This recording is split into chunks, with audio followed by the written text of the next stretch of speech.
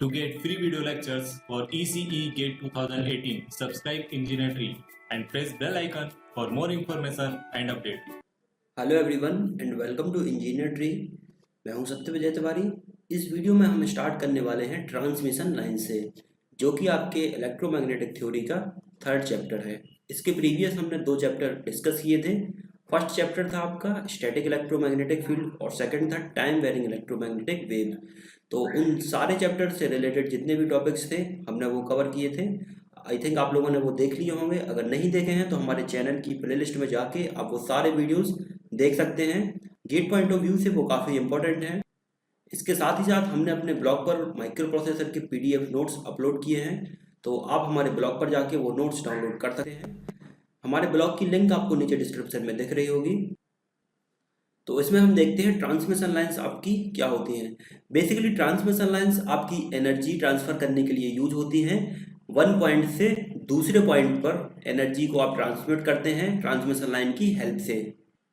मान के चलिए एक पॉइंट पर आपकी एनर्जी है, उसको हमें दूसरे पॉइंट पर ट्रांसमिट करना है, तो यहाँ पर जो एक मीडियम की हमें ज़रूरत होगी, उस मीडियम में आपकी या तो ट्रांसमिशन लाइन आप यूज कर सकते हैं या वेव गाइड्स यूज कर सकते हैं। आप ट्रांसमिशन लाइन और वेव गाइड आप कब यूज करेंगे?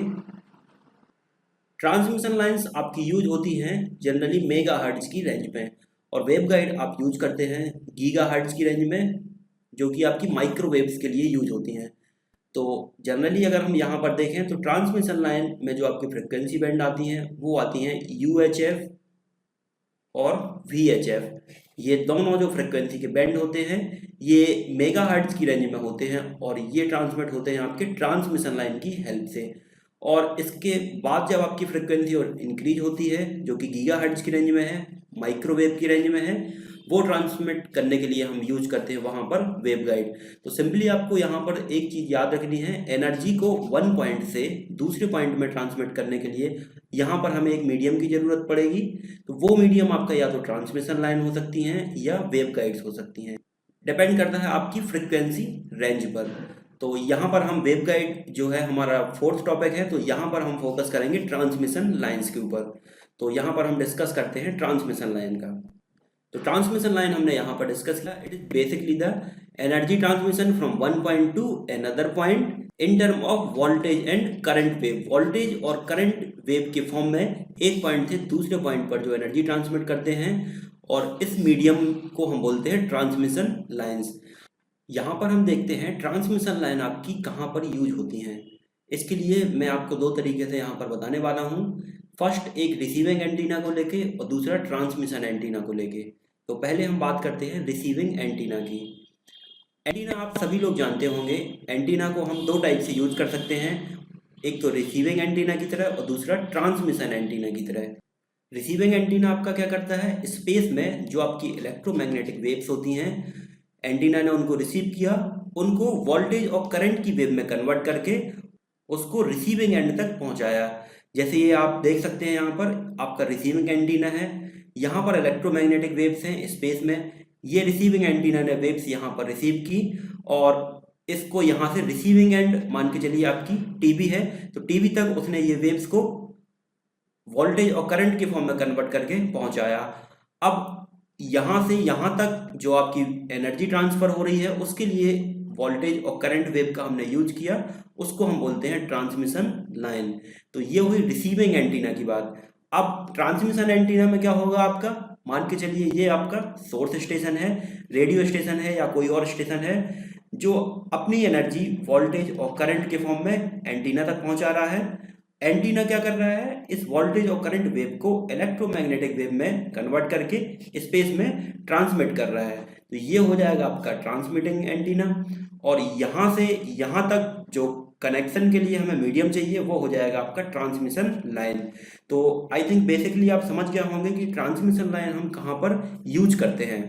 रिसीविंग एंटीना में हम इस तरह से यूज कर सकते हैं ट्रांसमिशन लाइन्स का, और ट्रांसमिटिंग एंटीना में हम इस तरीके से यूज कर सकते हैं इसका। तो ये तो हमने देखा बेसिकली ट्रांसमिशन लाइन्स हम कहाँ पर यूज करते हैं। यहाँ पर हम देख लेते हैं टाइप्स ऑफ ट्रांसमिशन लाइन, कितने टाइप की हम ट्रांसमिशन लाइन बेसिकली यूज करते हैं। तो ट्रांसमिशन लाइन आपकी एक तो होती है टू वायर, जिसको हम पैरेलल लाइन्स भी बोलते हैं, दूसरी होती है आपकी कोएक्साइल केबल। जो पैरेलल लाइंस की हम बात करें तो इसकी जो रेंज होती है वो होती है VHF की रेंज में पैरेलल लाइंस को हम यूज करते हैं। इसमें सिंपली आपके दो कंडक्टर होते हैं जो कि एक दूसरे से कुछ डिस्टेंस पर होते हैं। यहाँ पर D इनके बीच की डिस्टेंस है और ये पैरेलली होते हैं एक दूसरे के। इसमें कोई भी कंडक्टर आपका ग्राउंड नहीं होता है। दूसरे टाइप का आपके ट्रांसमिशन लाइन होती है कोएक्साइल केबल। इसकी जो फ्रिक्वेंसी की रेंज होती है वो UHF की रेंज रहती है। इसमें एक कंडक्टर आपका दूसरे कंडक्टर से कोएक्साइली कनेक्ट है। यहाँ पर आप देख सकते हैं एक आउटर कंडक्टर है और दूसरा उसके एक अंदर कंडक्टिंग मीडियम है। तो इनकी जो रेडियस है, फर्स्ट आउटर कंडक्टर की रेडियस A है और इनर कंडक्टर की रेडियस B है। ये कोएक्साइल केबल्स हम जनरली यूज करते हैं जहां पर फ्रिक्वेंसी की रेंज UHF की रेंज रहती है। इसमें डिफरेंस ये है, इसमें जो आपके दो पैरेलल कंडक्टर हैं इसमें से कोई भी कंडक्टर आपका ग्राउंड नहीं है। कोएक्साइल केबल में जो आपका एक कंडक्टर रहता है वो ग्राउंड रहता है। ये बात हुई आपकी टाइप्स ऑफ ट्रांसमिशन लाइन की। अब हम इसको रिलेट करते हैं हमने जो अभी इलेक्ट्रोमैग्नेटिक वेव्स प्रीवियस वीडियोस में देखी थी उससे। तो इलेक्ट्रोमैग्नेटिक वेव्स में हमने देखी थी जो आपकी इलेक्ट्रोमैग्नेटिक वेव थी उसमें आपके दो कंपोनेंट थे, फर्स्ट इलेक्ट्रिक फील्ड और दूसरी मैग्नेटिक फील्ड। जेड यहाँ पर डिनोट कर रहा है उसकी प्रोपोगेशन की डायरेक्शन को। तो जब आपकी इलेक्ट्रोमैग्नेटिक वेव थी वो किसी स्पेस में जब आपकी ट्रांसमिट होती है तो उसमें जो मीडियम के कांस्टेंट रहते हैं वो रहते हैं आपके सिग्मा, म्यू और एप्सिलॉन। ये तीन आपके मीडियम के कांस्टेंट रहते हैं जब आपकी इलेक्ट्रोमैग्नेटिक वेव प्रोपोगेट करती है स्पेस में। इसके अलावा एक आपका प्रोपोगेशन कांस्टेंट गामा था जो कि अल्फा प्लस जे बीटा था और इंट्रिंसिक वेव इम्पीडेंस ईटा था। ये सारे हमने पैरामीटर्स डिस्कस किए थे जब आपकी इलेक्ट्रोमैग्नेटिक वेव ट्रांसमिट होती है। अब यहाँ पर ट्रांसमिशन लाइन में हम किस तरीके से इसको रिलेट कर सकते हैं। ट्रांसमिशन लाइंस आप जानते हैं कि यहाँ पर जो इलेक्ट्रोमैग्नेटिक वेव थी वो इलेक्ट्रिक फील्ड और मैग्नेटिक फील्ड के फॉर्म में उसके कंपोनेंट थे। ट्रांसमिशन लाइन के जो कंपोनेंट होंगे वो हो जाएंगे आपके वोल्टेज के और करंट के फॉर्म में। यहाँ इलेक्ट्रिक और मैग्नेटिक, यहाँ पर वोल्टेज और करंट के फॉर्म में। अब यहाँ पर जो मीडियम के कांस्टेंट होंगे, यहाँ पर मीडियम के कांस्टेंट अलग होंगे। मीडियम क्या है आपका, एक कंडक्टिंग मीडियम है, कंडक्टिंग वायर की तरह आपका एक मीडियम है। तो उसके जो कांस्टेंट होंगे वो हो जाएंगे आपके रजिस्टर, इंडक्टर, कंडक्टेंस और कैपेसिटेंस, R, L, G और C। यहाँ पर जो मीडियम के कांस्टेंट थे वो थे सिग्मा, म्यू और एप्सिलॉन। यहाँ पर मीडियम के कांस्टेंट आपके चेंज हो जाएंगे रेजिस्टेंस, इंडक्टेंस, कंडक्टेंस और कैपेसिटेंस में। इसके साथ ही साथ जो वेव आपकी प्रोपोगेट होगी तो प्रोपोगेशन कांस्टेंट गामा आपका हो जाएगा अल्फा प्लस जे बीटा। गामा में आपका चेंज ये होगा, जो आपकी इलेक्ट्रोमैग्नेटिक वेव थी उसमें जो फ्री स्पेस के लिए अगर हम प्रोपोगेशन कांस्टेंट की बात करें तो वो हो जाता था आपका जे ओमेगा म्यू सिग्मा प्लस जे ओमेगा एप्सिलॉन। और ट्रांसमिशन लाइन में जो आपका प्रोपोगेशन कांस्टेंट होगा वो हो जाएगा इन मीडियम कांस्टेंट के फॉर्म में। तो ये कन्वर्ट हो जाएगा आपका R प्लस जे ओमेगा एल इन G प्लस जे ओमेगा C। तो ये प्रोपोगेशन कांस्टेंट हो जाएगा आपका इलेक्ट्रोमैग्नेटिक वेव के लिए जो कि फ्री स्पेस के लिए है, और ये हो जाएगा आपका ट्रांसमिशन लाइन के लिए, और ईटा हो जाएगा सेम इंट्रिंसिक वेव इम्पीडेंस। तो इनके रिलेशंस को हम आगे डिस्कस करेंगे जब हम लॉसलेस लाइन और डिस्टॉर्शनलेस लाइन डिस्कस करेंगे। इसके अलावा हमने एक चीज और देखी थी जो आपकी थी reflection wave coefficient. Reflection wave coefficient जिसको हम गामा से डिनोट करते थे।